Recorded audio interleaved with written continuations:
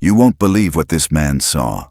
A creature of myth, Bigfoot, standing tall in front of a man, not to attack, not out of fear, but out of love, to ask a human for help.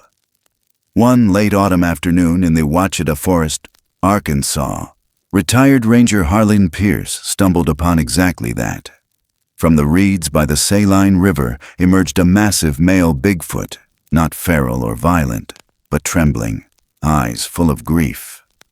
It led Harlen to a dying female, foaming at the mouth, poisoned by a river tainted by illegal runoff. Contrary to every tale you've heard, this creature didn't hide from humans.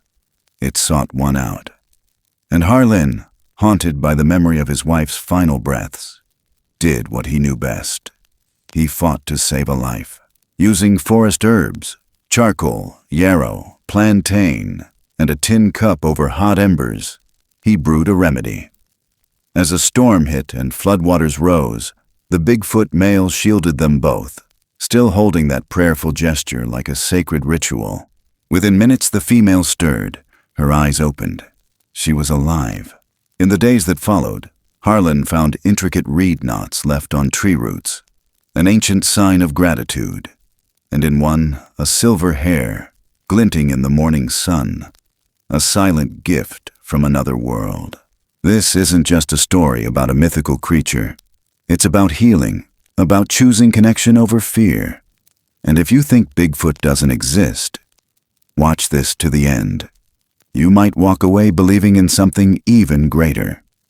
The wind came in dry and slow across the Saline River, brushing the tops of the oaks like a hand through old hair.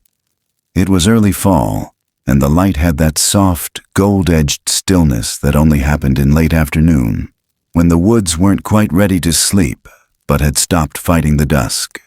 Leaves rustled like whispers, too tired to finish their sentences.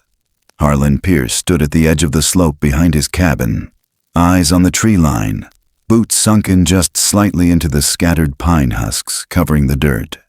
He hadn't said a word all day, not to the river, not to the sky, and certainly not to himself. He'd learned over time that silence could be just as much a companion as grief, if you didn't ask too much of it. He wore the same waxed canvas jacket he always did, the sleeves creased deep from years of use, and the shoulders carrying the weight of too many memories to hang it on a nail like any other garment. The tin mug in his hand was dented along the rim, same as always, and it matched the dull clink of the small knife tucked into his back pocket, blade chipped on the edge, bone handle dulled by the sweat of another man's hand long gone now. He never went anywhere without that knife, not because it was useful, though it was, but because his son had carried it before him, and before that, had carved a notch into the base, where Harlen's fingers often found themselves without realizing. A small groove, a private memory. He stepped off the porch and into the brown grass that lined the rear clearing. The ground sighed beneath his weight, dry on top, soft just underneath, and he moved slowly down the incline toward the stone outcropping near the riverbank, a place he'd come to check a dozen times a year, even though there was never anything to find. But checking was the point, the kind of ritual a man clings to when the bigger things have already slipped from his hands. He crouched low and brushed away a sheet of damp moss clinging to the side of the stone. Beneath it, shallow grooves emerged, 4 straight lines notched like a scale, a water marker. He'd carved them himself nearly 3 decades ago with the same knife, long before his knees had started complaining and his back stiffened from bed to breakfast. He wiped the rest of the moss clean and ran his thumb across the grooves. The river was low this year, lower than he liked. But it wasn't his job anymore to call it in, to write it down, to file it away. That job belonged to someone younger, someone still thinking everything could be fixed with a report. He turned toward the water, stepping over a flattened patch of sedge grass, and squatted beside the shallows. The current moved slow here, thick with sediment, the kind that left a soft, oily sheen near the roots. He dipped his hand in, palm down, and held it there. The water was cooler than it should have been, colder than it had any business being this time of year. He sniffed once, sharp, metallic, the kind of smell that clung to coins and rusted nails. Just below the surface, caught against a strand of grass, floated the body of a fingerling. Its scales were pale and discolored, one eye bloated and opaque. He scooped it out gently, turned it over in his palm. There was no sign of trauma, no wound, just a slick film along the gills that shimmered rainbow-like in the failing light. He reached into his coat, pulled out a small notebook with a rubber band stretched twice around its cover. Hands shaking slightly, he opened it to a blank page near the back and wrote in blocky, uneven letters. Saline River, 5:40 p.m., one dead fingerling, water colder than usual, slick on gills, smell, metal. Note, check again after next rain. The ink bled slightly where his hand trembled, but he didn't correct it. Just folded the page over and let the pen drop back in his breast pocket. He stayed crouched a little longer, elbows on knees, and set the dead fish gently on a flat rock beside him. Then he reached back and took out the knife. He laid it down atop the notebook. The edge pointed north, just like his boy always did. A habit that meant nothing to anyone else, maybe not even to him. But he still did it. The river said nothing. The wind moved across the grass and didn't stop to look back. Behind him, from the line of tall reeds, came a sound. Not sharp, not sudden, but full of something aching and held back. It wasn't the sound of an animal, not the startled grunt of a deer or the warning cough of a hog. It was breath. Human in shape, but not quite. As though someone had forgotten how to cry and was trying to remember through clenched teeth. Harlen didn't flinch. He didn't reach for the knife. Not because he was unafraid, but because there was something in the tone of that breath that felt restrained, like sorrow dressed in shadow. He stood slowly, keeping his back loose, his arms down, eyes still on the water. Then he turned. The reeds were too thick to see through. They swayed slightly, but not in rhythm with the wind. Something had moved them, something that had stopped. He scanned the tree line past the reeds. Nothing. No deer. No wild boar. No coyote poking out its ears. His hand found the bone handle of the knife. Not to wield it, just to feel it. He took one slow step toward the edge of the sedge line, and then another. The breath came again, closer this time, but no louder. Like whatever made it had sunken further inward instead of outward. And that strange thing happened in his chest. The shift from fear to alertness, from guarding to caring. He wasn't a ranger anymore. No badge, no radio, no pack. But he still knew what a cry for help sounded like, even when it was buried in leaves and shaped like a breath that wasn't quite human. The sun bent low behind the far ridge. The color of the river turned from clay to rust. Harlen pulled his jacket tighter, not from the cold, but from something else. Something older. He stepped into the reeds. The ground was softer here, giving underfoot. The kind of mud that remembered every shoe print for weeks. He moved slow, not stealthy, but deliberate. The way you approach a wild horse that might bolt or break its own leg trying to run. His boots left deep tracks behind him. That didn't matter. The air had a stillness that made it harder to breathe. Not heavier, emptier. As if the world had pulled in its own lungs to see what he would do next. He reached a small clearing, a dip in the land where the sedge gave way to flattened stalks and pressed soil. Something had passed through here recently, large, heavy, but the movement wasn't erratic. It was deliberate, steady. He paused, scanning again. Nothing but the breath. It hadn't come again, only silence now, and the kind of hush that didn't come from nature, but from something watching nature, holding it still. He bent low and brushed his fingers along the ground. A tuft of fur, coarse, darker than bear hair, but softer than deer. He rubbed it between his fingers. It smelled faintly of earth and rain. Not blood, not rot, clean. And then he heard it. Not breath this time, but the shift of weight. Behind the low wall of reeds, just ahead. Someone was there. He stood, slowly. Knife still in his grip, down at his side. Not lifted, not ready to strike. Just present. The last light of the sun hit the top of the trees, turned the tips orange gold. His eyes narrowed. He didn't speak, didn't call out, didn't run. He just waited. Because deep in his chest, in the part of him that had buried a wife too soon and a son too far, something stirred. Not fear, not curiosity, something closer to recognition. Someone was out there, and they needed him, just like the river did, just like he needed to mend what was in front of him. He took one more step forward, and the reeds parted. He didn't know what he expected to find when the reeds parted, but it wasn't this.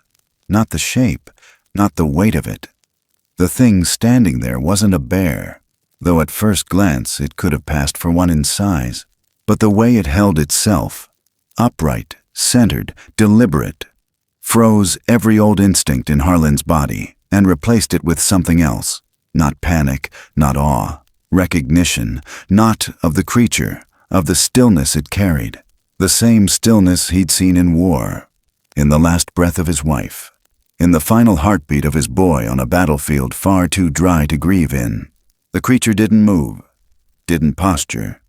It stood at the far edge of the flattened sedge in the low red light of sunset, its shoulders hunched forward just slightly like a man holding in a sob he didn't want heard. The fur was deep brown with streaks of reddish clay clinging to its limbs and sides, the light catching faint shimmers of wetness. It wasn't clean, it wasn't majestic, it was real. And Harlen knew right then it wasn't there to fight. Its chest expanded once, then again, and with the next breath, it raised both of its massive hands and pressed them flat to its chest. Not as a warning, not like a gorilla beating the air to say, "Back off." This wasn't a display. This was a gesture, something sacred. Its eyes weren't wild. They were clear, wide, and fixed on him with a kind of raw, desperate presence that didn't beg, but pleaded. Harlen didn't speak. He didn't run. He just nodded once. Not sure why. Maybe out of respect. Maybe because something in him had already decided he'd follow. The creature lowered its hands and turned slowly. Not with fear, not with command, but with that same deliberate grief he'd seen in the way it stood. A being carrying something heavy, but still walking. It took 4 steps, then stopped, turned its head just slightly to look back. Harlen took 1 step forward. The creature kept moving. The light was almost gone now, the sky bleeding from copper into plum, and the reeds grew taller the deeper they went. Soon they were shoulder high, then over his head, brushing his shoulders like unseen hands. The earth beneath him grew soft again. His boots made a faint squelch with every step, but he didn't slow. He watched the creature's broad back ahead of him as it moved without hesitation, arms at its sides, feet finding solid spots without rustling. Harlen wasn't so graceful. He stumbled twice, once on a root, once in a patch of mud that nearly claimed his boot, but he kept his eyes on the one leading him, because every few yards the creature would glance back, just for a second, as if checking to see if Harlen still followed. And the look in its eyes wasn't fear. It wasn't suspicion. It was hope, and fear's cousin. The kind of fear a man feels when he knows he can't do something alone. And yet, here they were. The air had shifted. It was thicker down here, closer to the river's edge. The smell of metal in the water had grown stronger, laced now with something else, something faintly sour, like algae in still ponds, or mud churned too long. Harlen passed a branch where the water met the lower bank, and the foam along the grass glowed faintly gray in the dying light. His fingers brushed it as he passed. It was cold, too cold, and it clung to his skin just a second too long. They reached a bend in the trail where the reeds gave way to open marsh, and for a moment Harlen thought the creature would stop, but instead It tilted its head slightly and pressed forward into a space that hadn't existed a second ago. The creature wasn't just moving through the brush. It was parting it. Deliberate. Calculated. It made a path wide enough for a man to pass without scratching, without tripping, without slipping into hidden puddles or snake holes. This wasn't random movement. It was guidance. Like someone laying down boards over a swamp, not for themselves, but for the one behind. Harlen followed, eyes narrowed, boots heavy with mud, until they stepped into another dip. A hollow of earth carved by years of quiet water and the slow churn of time. The reeds opened wider here, forming a natural bowl where the last light of the sun still kissed the tops of the grass. He stepped closer, and then he saw her.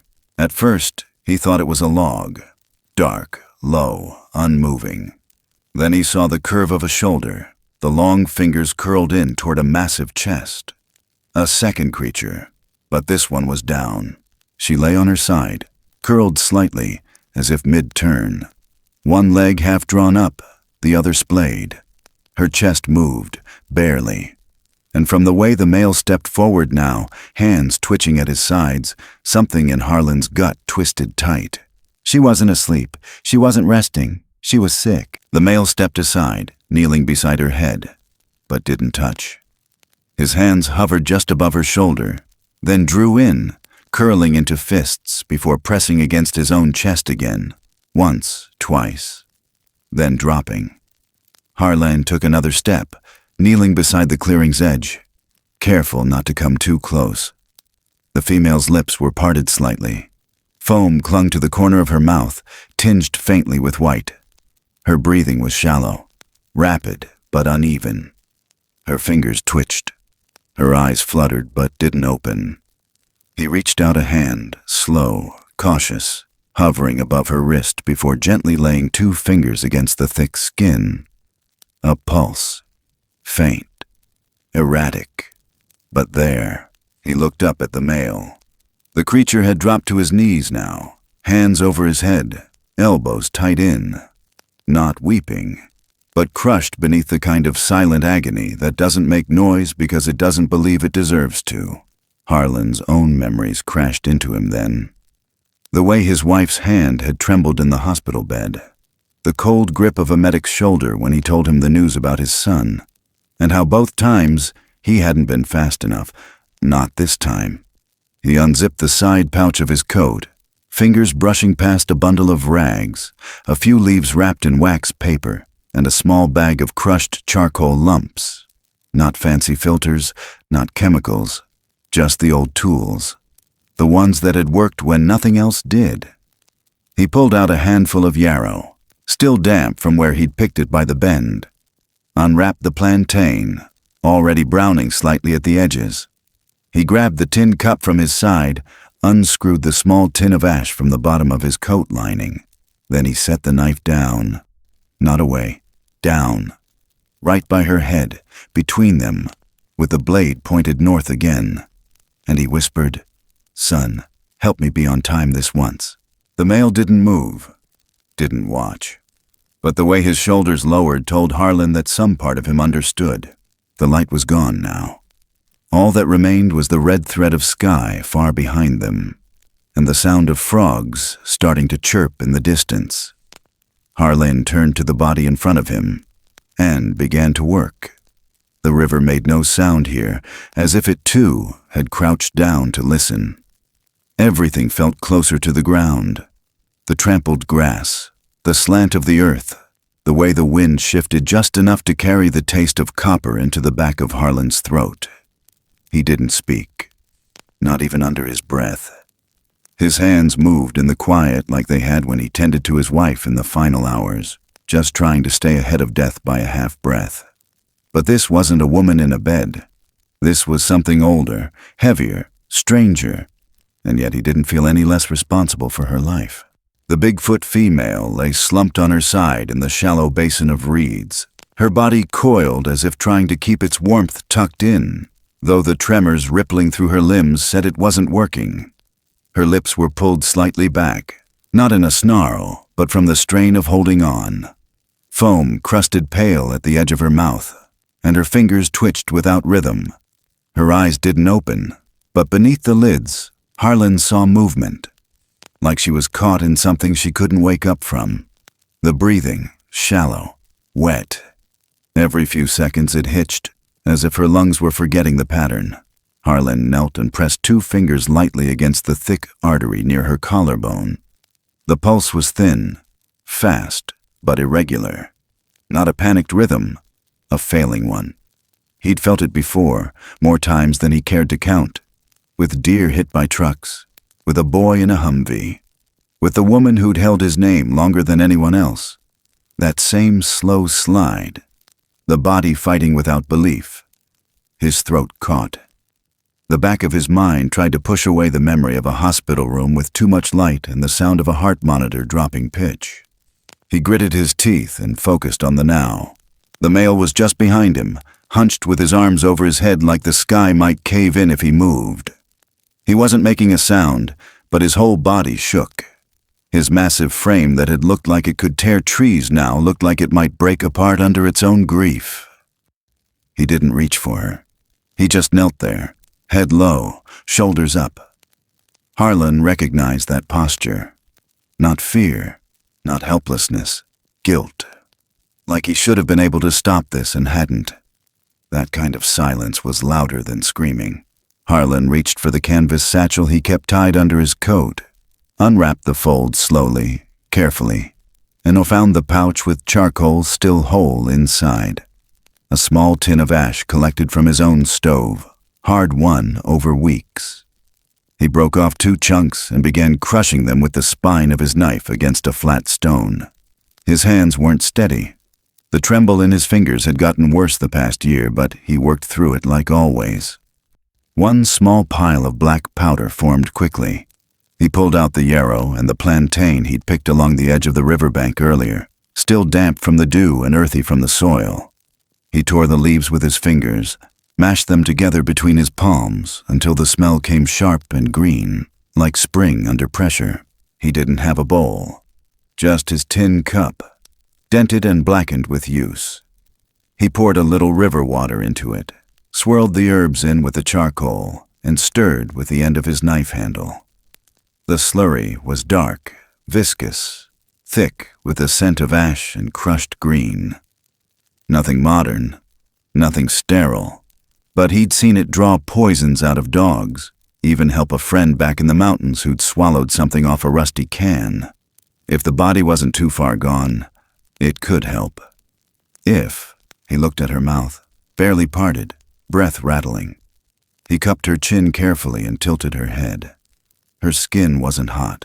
It was cold, the kind of cold that came not from the wind, but from the inside, like something shutting down.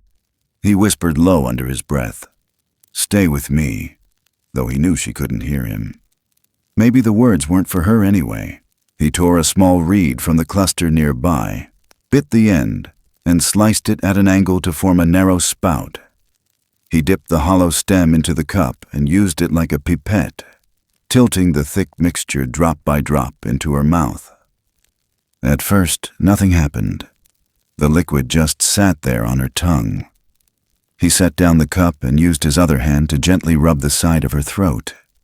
Small circles, light pressure, the same way he'd been taught to help a newborn calf swallow colostrum when it had no will to feed. He worked patiently, drop after drop, swallow after swallow. She gagged once. A small choke, barely audible, but then her throat twitched. Not rejection, a spasm. Then it happened again, and again. The male leaned forward an inch, but didn't interfere. His hand still clutched at his own chest like a priest lost in a prayer he didn't believe in anymore. Harlen kept going. Another drop, another rub. Time didn't pass in minutes here. It passed in hope, in the space between breaths, in the silence between what had already gone and what might still return. At one point, Harlen reached for the cup again, and something caught the corner of his eye. Movement at the edge of the clearing. He turned. Nothing. But something had been there. A shape. A shift. a darker patch of dark, watching from behind the tall grass. Gone now, but not imagined. His heart clenched, not in fear, but with the clarity of realization. They weren't alone. She wasn't the only one. There were more. He returned to the cup, gave her another small mouthful, and this time when he rubbed her throat, the response was stronger. A swallow, not accidental. Her lips moved. The corner twitched. A low sound left her nose. Half breath, half groan, but real. The male made a sudden sound behind him, not loud. A low rumble, like something rising from deep inside a cave. He didn't reach for her. He placed his hand slowly over his face, then back to his chest, pressing hard. Harlen reached into his coat and took out the knife again, set it down near her ribs, then placed his hand over it. Not to threaten, not to claim, but to make a promise. To himself, to her, to someone who wasn't coming back but might be watching. He said it under his breath, barely a whisper. "We're not too late, not this time." He pressed the blade flat against the earth, then cupped the last of the slurry into her mouth, waited, watched, and felt for her pulse again. It was still there, still thin, still dancing like a candle flickering in a cold draft. But it hadn't gone out, and he wasn't leaving. The air grew cooler. The wind shifted again, from the north this time. Harlen pulled his coat tighter but didn't move away. The ground smelled of old leaves and bloodless sweat. Somewhere in the reeds, frogs chirped again. A distant owl called once, and far, far upstream, the low rush of water turned just a little louder, as if something big had moved in the current. But he didn't turn to listen. He stayed kneeling, one hand resting gently on the ground beside her, the other holding onto a part of himself he thought he'd buried long ago. And the last light of day slid out of the sky like a breath fading in someone else's chest. The wind began to shift. Not with a howl, but with that sudden hush that means something's coming. Harlen noticed it first in the grass, the way it leaned just slightly east, then flattened like it was bowing toward something unseen. The air thickened again, not like fog, but like a warning pressing down on your shoulders before the sound ever arrives. He didn't stop what he was doing. He couldn't afford to. The mixture was nearly gone, but he had enough for one more round. He gripped the cup tighter, knelt at the Bigfoot female's side, and tilted her head gently. Her breathing was slower now, deeper but not yet steady. She was floating on the edge, and he knew better than most how fragile that place could be. He brought the reed to her mouth again, let the last of the slurry run down the side of her tongue, and rubbed her throat in small, slow motions. The way he would for an injured dog too proud to show pain. Her body didn't resist. She accepted it. Not all of it, but enough. Enough to show she was still holding on. That was all he needed. Not proof, just permission to keep trying. Behind him, the male stayed silent. He hadn't moved in over an hour, but now his posture shifted. One foot anchored into the mud, a slight rise in his shoulders, his head tilted like he heard something Harlen couldn't. Then, just for a breath, the earth itself seemed to pulse. A low sound rolled in from upriver, dull, deep, and distant at first, but growing. Harlen squinted toward the far bend. He knew that kind of sound. Not thunder, not a train, not animal. It was water, heavy water, moving fast. He looked toward the bank, toward the trees where the higher ground began. Something was wrong. The river wasn't supposed to rise like this, not without a storm. But the sound was rising, and so was the wind.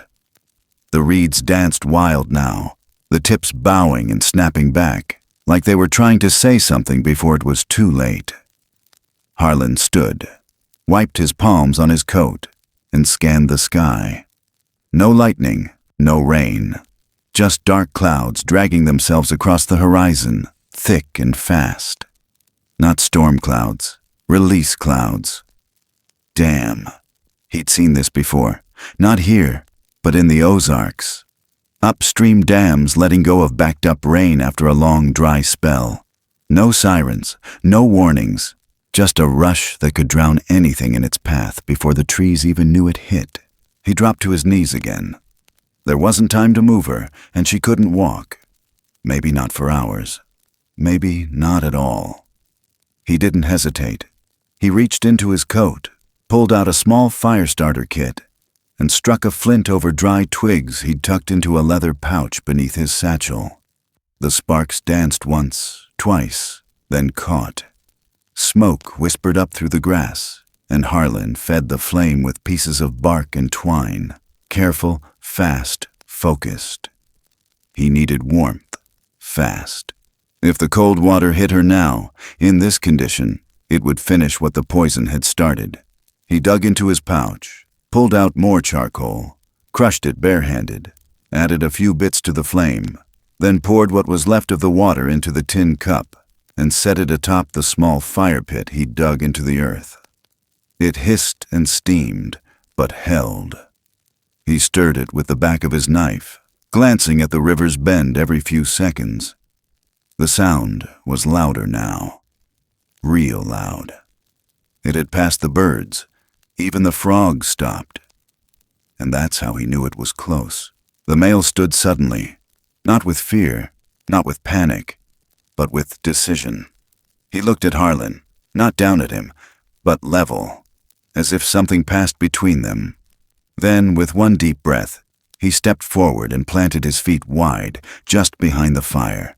His massive body cast a shadow over the female, and Harlen both, and then he bent his knees slightly, spread his arms just enough to brace himself, and faced the incoming wind. Not to run, not to flee, but to shield. The wind hit first, sharp, wild. It bent the reed sideways. Harlen ducked his head, one arm wrapped around the cup, the other cradling the side of her face. Then came the sound, louder than anything he'd heard in years. Not just water, not just weight, but power. Years of backed-up force rushing through the woods like a scream given form. Harlen looked up just once and saw the wall of spray lifting from the bank like breath from a beast. The Bigfoot male didn't move. His arms lowered to his sides, knees locked, his wide frame holding steady like a wall of living bark. Water sprayed over them, mist turning to droplets, droplets into a gust. Harlen flinched but didn't move. He pressed closer to the female, shielded her head with his arm. The fire sputtered. The cup rocked, but it didn't tip. Then the wave passed. Not over them, around. The reeds whipped and danced. Trees bent back like they'd been punched by the sky. But in the low bowl where they knelt, the worst of it never landed. Only a breath of its violence. Only a warning. Harlen looked up and saw the male still standing, his arms now drawn in slightly, still close to his chest, one hand over his heart. Not shaking, not weakened, but holding something, holding fast. The wind softened. The roar faded. The frogs stayed quiet, but the branches had stopped groaning. The fire was low now, but still glowing red. Harlen reached for the cup. It was warm enough. He stirred again, lifted it, and brought it to her mouth. She swallowed.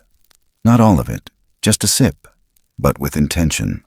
Her throat moved on its own. Her lips closed. Her body shifted slightly, barely a twitch, but toward him, not away. That was enough. Enough for now. He let out a long breath and sat back on his heels. The cold in his bones started to settle in now that the wind had gone. His fingers ached from the pressure. His knees burned, but he didn't move.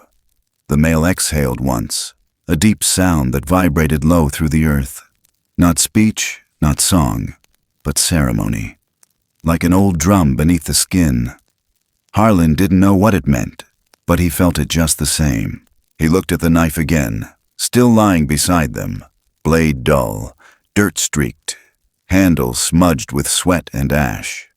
He reached out and turned it gently, northward again. then pressed his palm to the ground beside it. His voice came out low, almost too soft to hear. "Stay with me."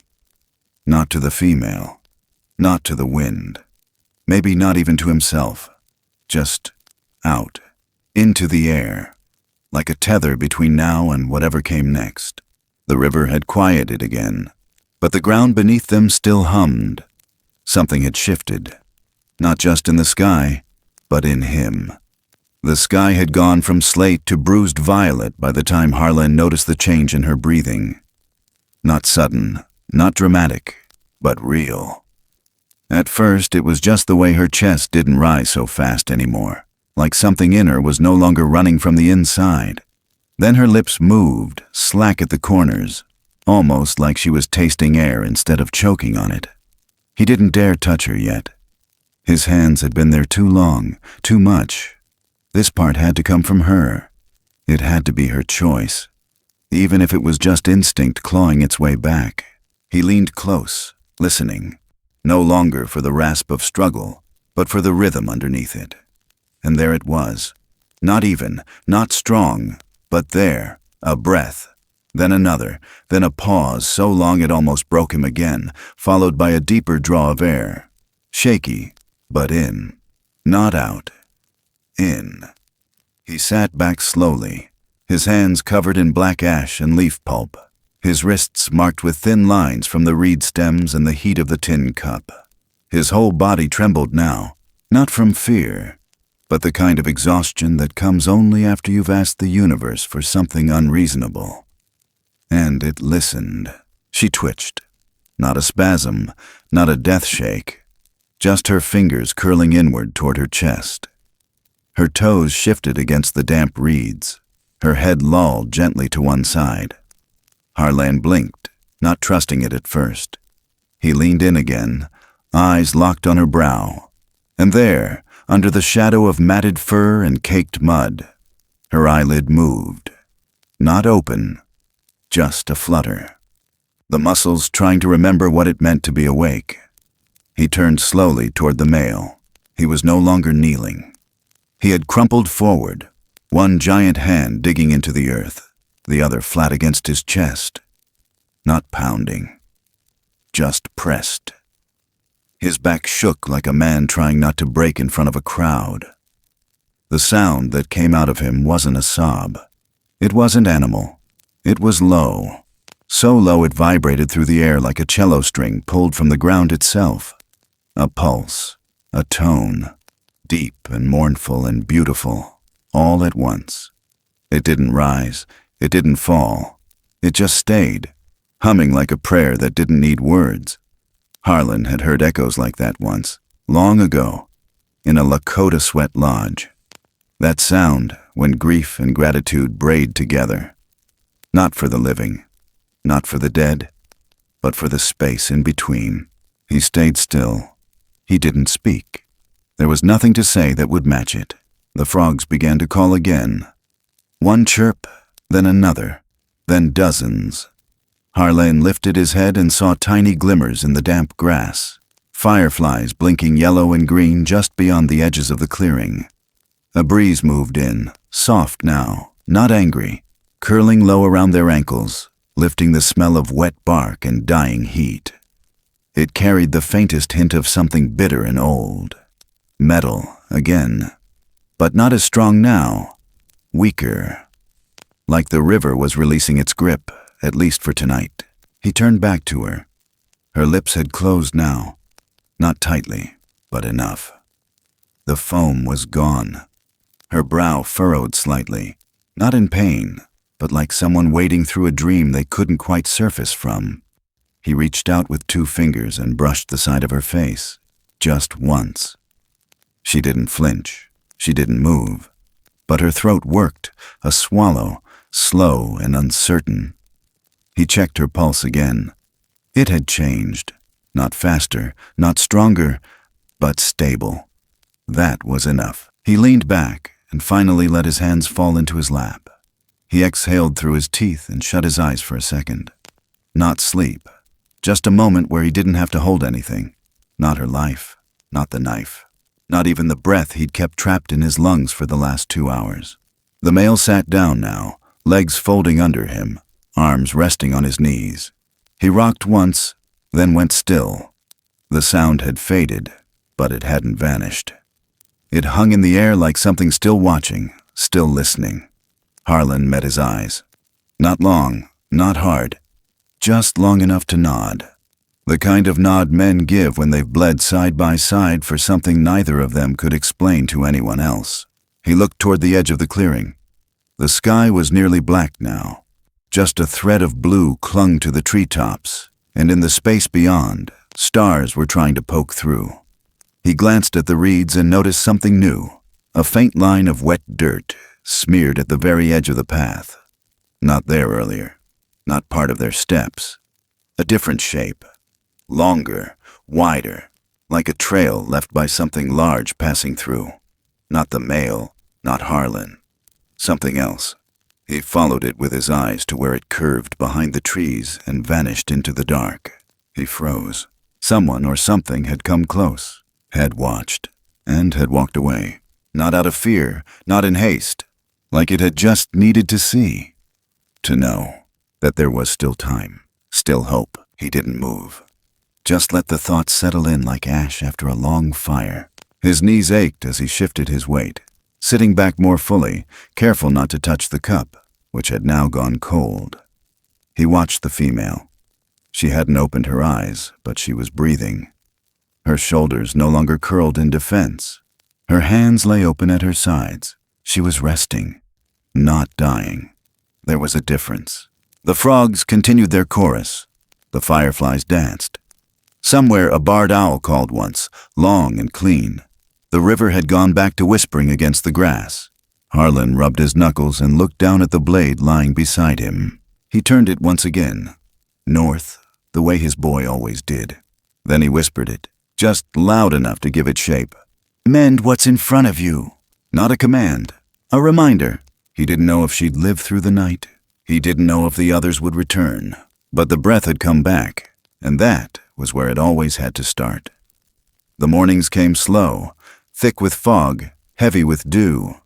The kind that didn't lift until close to noon, and even then, only in patches, like the woods hadn't decided yet if it was time to wake up. Harlen didn't mind. The blur gave him cover, not for hiding, but for protecting. In the first days after the river quieted and the breath came back, he didn't go anywhere. He didn't write in his notebook. He didn't step foot in town. He stayed near the makeshift shelter he'd carved from a wall of reeds and tree bark. No wider than a horse stall, but just tall enough for him to crouch under without scraping his back. The fire never went cold. He'd learned to keep it burning low beneath a pile of dry pine needles and damp willow bark that smoked slow and sweet. Not too bright, not too thin, just enough to make warmth feel like a choice. The Bigfoot female lay on the bed of fresh leaves, always arranged new each morning. Her strength came back in quiet measures. A longer breath, a stronger swallow, a shift of her shoulder when the dew touched her skin wrong. She still didn't open her eyes, but she didn't look lost anymore. Her chest rose and fell in rhythm now, steady, assured. Like something inside had decided to keep going. The male never strayed far. He'd vanish into the trees before dawn, come back by evening, never empty-handed. Sometimes it was dry moss stacked into a strange braid. Sometimes pieces of bark stripped into thin sheets, laid carefully beside the base of a willow. But most often, it was the same thing. Woven bundles of rivergrass, knotted tight at the stem, looped once, and set precisely atop the roots of the same tree each time. He never put them near the shelter, never near the fire. Always that one tree, whose roots curled out into the water like fingers frozen mid-reach. Harlen noticed. Not just the shape of the knot, but the pattern. It changed each day. Some loops wide and single, others tight and doubled back, but always made of the same reeds, always damp, always left in the exact spot, like an offering. Not to him, to the place. He didn't touch them. Not once. But each time he passed the tree, he nodded. Nights were longer now, not because of the season, but because time slowed around the fire. He'd sit cross-legged, boots off, warming his heels, sipping from the same tin cup he'd used to mix the first slurry. It still smelled faintly of yarrow. The female would stir sometimes. A twitch, a low hum. Not pain, just response, Harlen whispered to her. Not in full words, just sounds. The same way he talked to an injured hawk back in his ranger days. Like rhythm mattered more than meaning. Like being heard was better than being understood. Then there were the mornings he had to leave. Not long, just enough to keep town from wondering.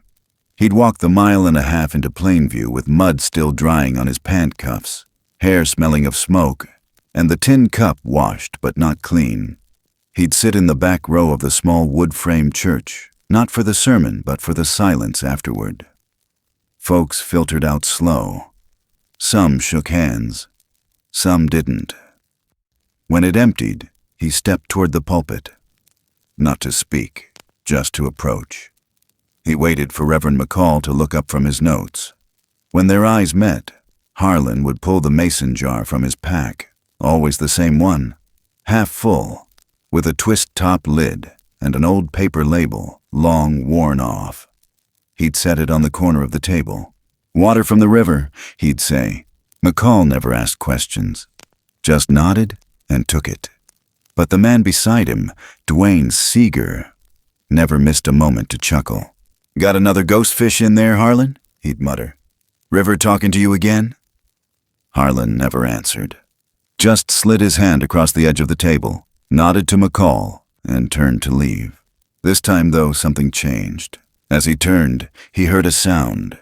Not from Seeger, not from McCall. From the pew behind him, a throat cleared. Light. Deliberate. The voice that followed belonged to Ruthie Mallard. 70 if she was a day. Widow twice over. Walked with a hickory cane. Not because she needed it, but because it made her swing more noticeable. She didn't stand, but she didn't whisper either. "My granddaughter's been scratching her legs after swimming," she said. Silence followed. She kept going. "Water smells different lately, like sulfur mixed with rust." Seeger opened his mouth, closed it. McCall looked down at the jar. Harlen didn't say a word.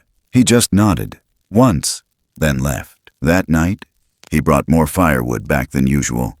He didn't know why. Maybe because something was starting to shift. Maybe because he felt the edges of silence fraying in town. Or maybe because the wind had changed direction again. Now coming from the north, heavier, thicker, as if dragging something with it. The fire burned hotter that night. Not out of fear, out of preparation. He checked her breathing twice. Still steady. Her chest didn't jump at the wind anymore. Her fingers stayed still even when the frogs got loud. And the male, though quieter than ever, didn't pace the perimeter now. He sat near the tree, close to the reed knot he'd left that morning. His head turned toward the water, listening. Harlen cleaned the tin cup with hot ash, poured fresh water, let it cool. He wiped his hands on the cloth sewn into the inside of his coat, then reached into his pocket and took out the blade again, the one with the chip near the hinge.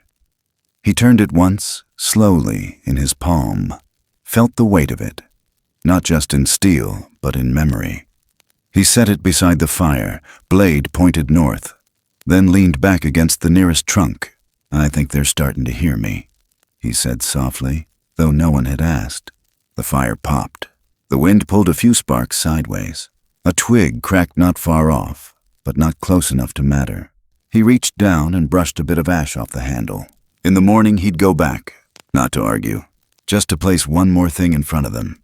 Because that's how you change a thing. Not with shouting, not with fear, but with presence and patience and the fire, still burning. The fog didn't come that morning. Not like before. It hung a little on the backs of trees, clung to the low branches in the hollow, but it didn't press down.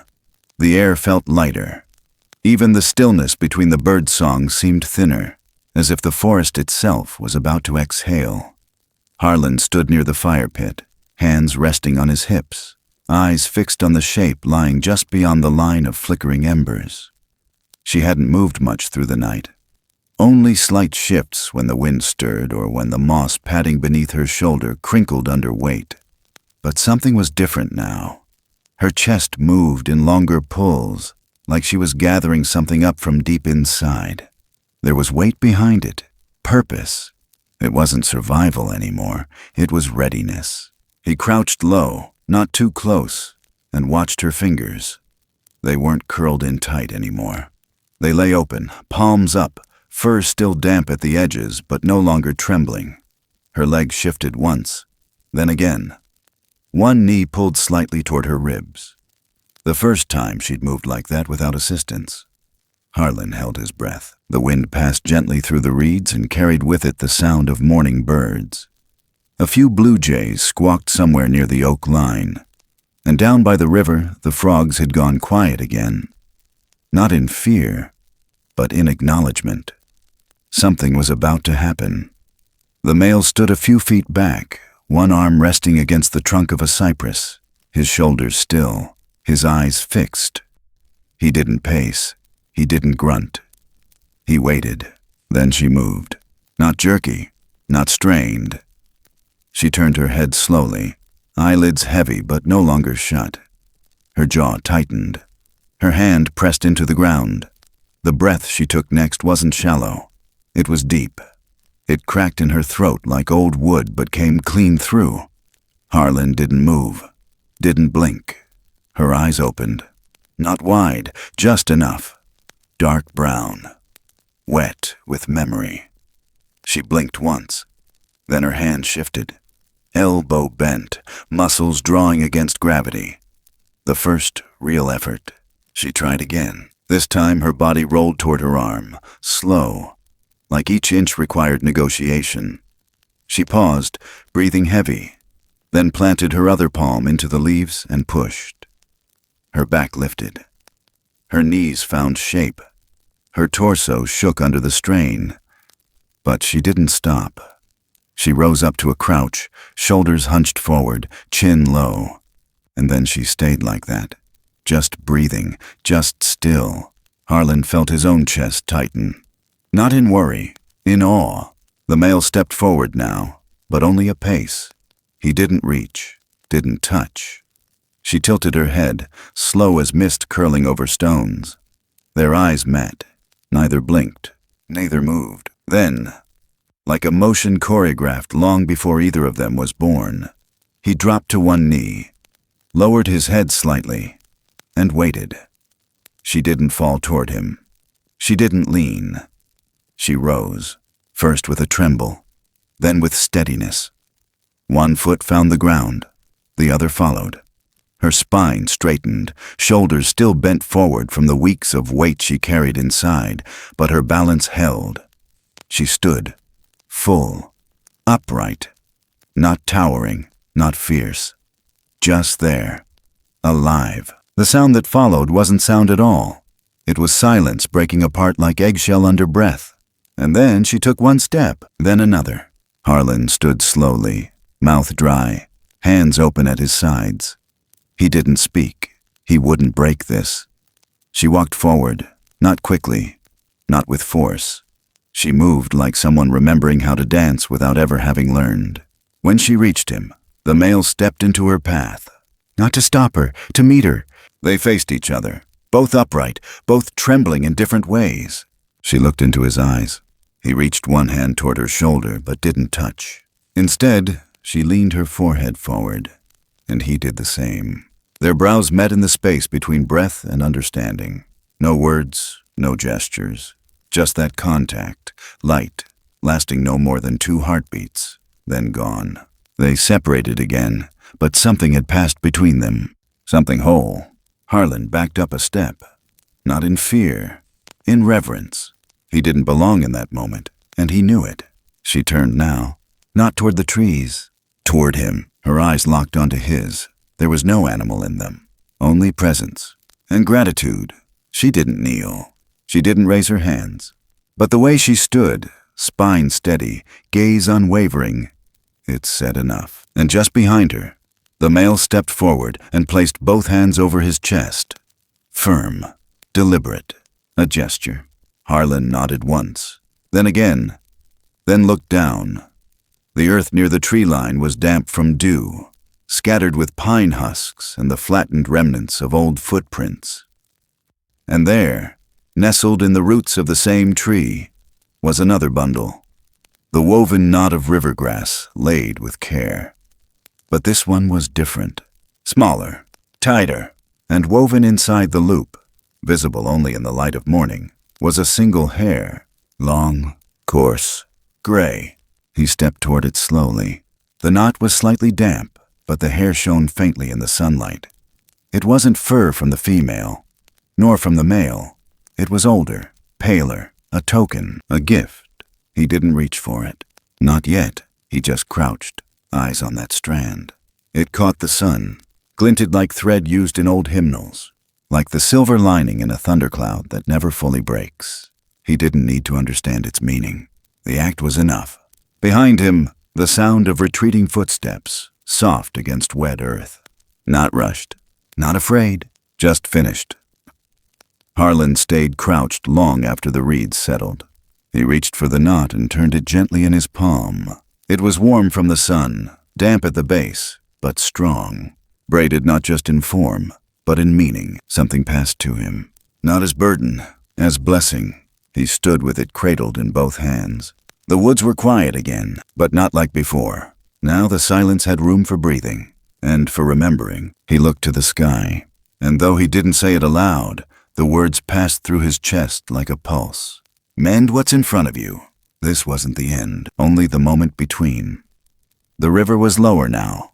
Not dry, but different. Calmer, like it had exhaled after holding something in too long. The foam along the banks had thinned. The shine of oil wasn't gone, but it no longer stung the eyes when the light hit it.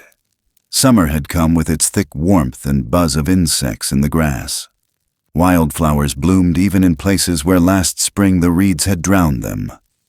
The land remembered. And so did he. Harlen stood at the edge of the room in the church basement, arms crossed behind his back, boots planted firm. The jar sat on the table like it had every week for the past few months, half full of river water, the rest clouded by silt.